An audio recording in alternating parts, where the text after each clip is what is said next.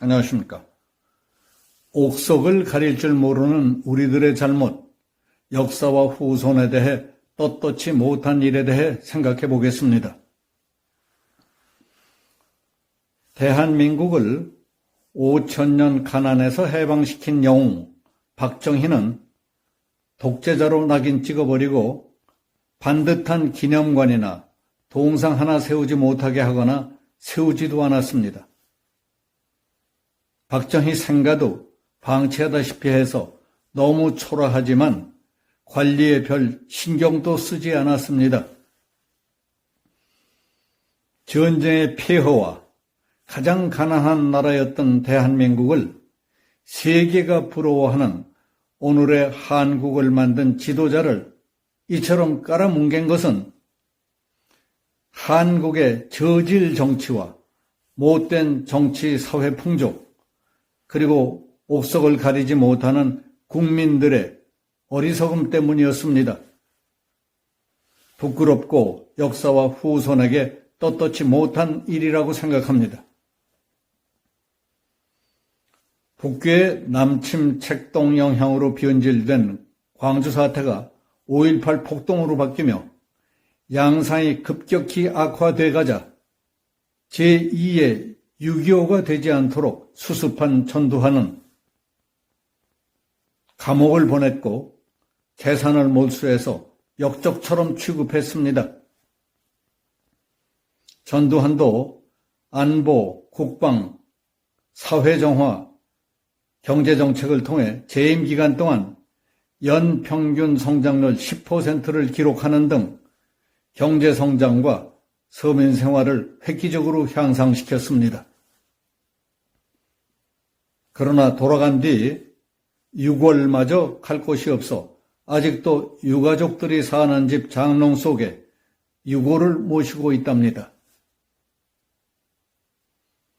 북방외교의 선구자 노태우도 감옥을 갔고 전 재산을 빼앗겼습니다.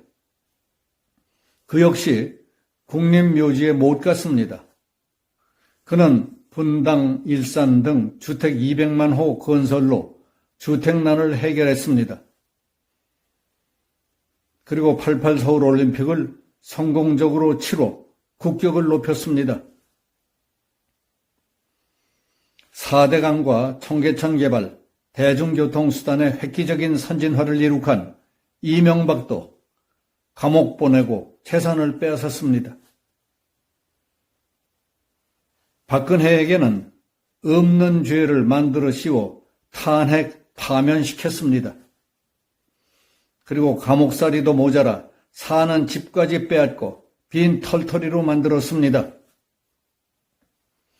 박근혜는 재임 중 통진당 해산, 이석기 검거, 개성공단 폐쇄, 대북송금 중단, 김정은 암살부대 창설, 잠수함 사령부 창설, 전시작전권 무기한 연기, 미사일 사거리 연장, 핵연료 재처리 승인, 사드 배치, 그리고 전교조 법외 노조 처리, 노령연금 시행, 공무원연금 개혁, 코레일 개혁 등 인기나 표를 의식하는 정치인이라면 누구도 하지 않을 문제들을 중점적으로 해결했습니다.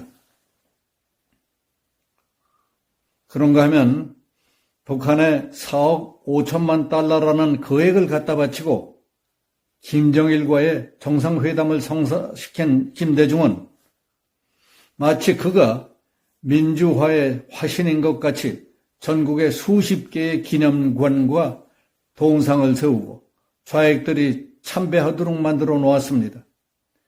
재임 기간 동안 뇌물받은 혐의로 수사를 받던 노무현은 부엉이 바위에서 투신 사망했지만 자살인지 타살인지도 명확히 밝혀지지 않은 채 고향 봉화마을을 성지화해놓고 좌익들의 정치적 결집 무대로 이용하고 있습니다. 북한의 굴종 아부하고 중공에게는 사대주의로 사대하고 혈맹인 미국에는 반미하고 경제 망쳐놓고 탈원전하고 외교 엉망에 국가의 안보조차 뒤흔들어 놓음으로써 나라를 이 꼴로 망쳐버린 시대의 국가 반역 행위를 곳곳에 저질러 놓은 문재인은 비록 담장은 높이 쌓아 올리고 수십 명의 경호대가 불침번을 서고 있다 하더라도 요즘 마음 편할 리가 있겠습니까? 잠자리에 든다고 잠이 잘 오겠습니까?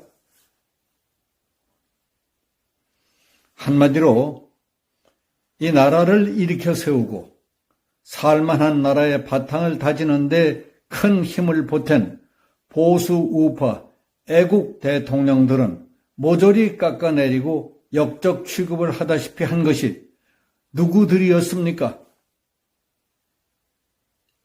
말로는 민주주의를 내세웠지만 하는 짓들은 자기들 중심의 독선, 독주, 패거리들끼리의 독점, 독식에만 몰두하던 좌파 운동권 출신의 정치꾼 몰입의 양아치들이 세력화되면서 본격화되지 않았습니까? 먼저 사람들이 노력해서 거둔 성과의 열매는 모두 자기들 것처럼 깔고 앉고 먼저 사람들의 잘못과 약점만 부각시키며 계속 헐뜯고 흠집내기에만 눈이 뒤집혀 그동안에 저지른 파괴적인 행태라고 볼 수 있습니다. 그래서 한다는 짓이 그들의 업적은 지워버리려고 애쓰면서 몹쓸 놈 만들기에 힘을 기울였던 겁니다. 나보다 나은 사람을 보고 배우려는 것이 아니라 그들을 시기, 질투, 저주하며 공격하거나 아예 없앴으면 하는 병적 열등의식이 느껴질 정도의 중증 환자들이 날치고 있었습니다. 거기서 끝난 것이 아닙니다. 반대를 위한 반대, 북쪽이 바라던 대로의 반대만을 일삼던 좌파들이 집권하자 민주화를 위해 큰 일이나 한 것처럼 서로 공다툼까지 벌이지 않습니까? 심지어 북한의 대남 적화 공작과 포섭 조직화 비법, 투쟁 방법, 선동선전 기법까지 동원되지 않습니까? 그렇지 않고서야 이럴 수가 없을 겁니다. 이런 상황에 대해 모두들 무관심하고 방치하다 보면 우리도 제2의 베트남이 되고 아프가니스탄이 되고 베네수엘라가 되는 것은 잠깐새의 일입니다.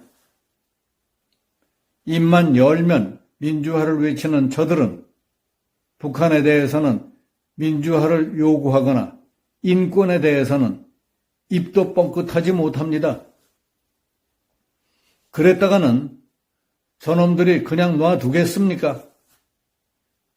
꼼짝 못할 약점까지 잡혔을 텐데 잘못 걸렸다 하면 감당할 수 없는 잔혹한 처벌이 기다리고 있다는 사실을 알기 때문에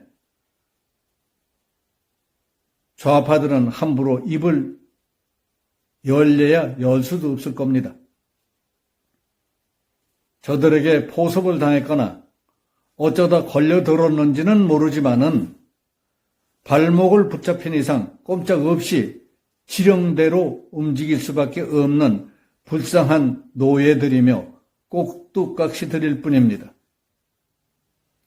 요즘 속속 드러나고 있는 그들의 비리와 부패, 적폐를 보면 나라를 팔아 세금을 빼먹고 국고를 털어 국민 세뇌시키고 국민을 공짜병에 걸리게 만들고 있습니다. 우리는 저들에게 오염된 악마의 화신을 볼 때마다 끓어오르는 적개심과 분노를 참을 수 없습니다.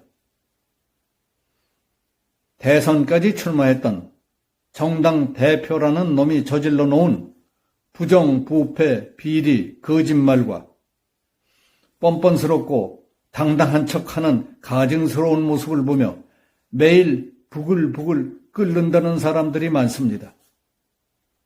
저렇게 썩어 문드러지고 역겨운 냄새가 진동하는 인간 쓰레기들은 하루빨리 정상적인 사람과 격리시켜야 합니다.